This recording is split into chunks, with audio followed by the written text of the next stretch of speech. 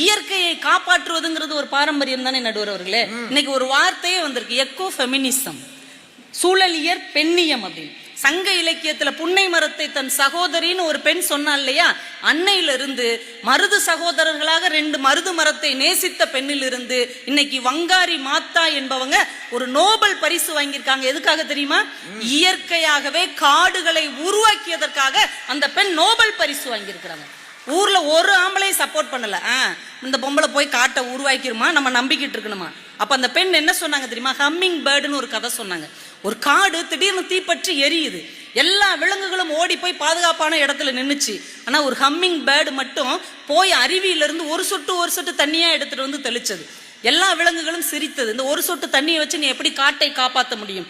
பதிலுக்கு அந்த குட்டி குருவி சொன்னதாம், என்னால காப்பாற்ற முடியுதோ இல்லையோ, என்னை காப்பாற்றிய காட்டுக்காக ஒரு சிறு நன்றி கடனை நான் செய்து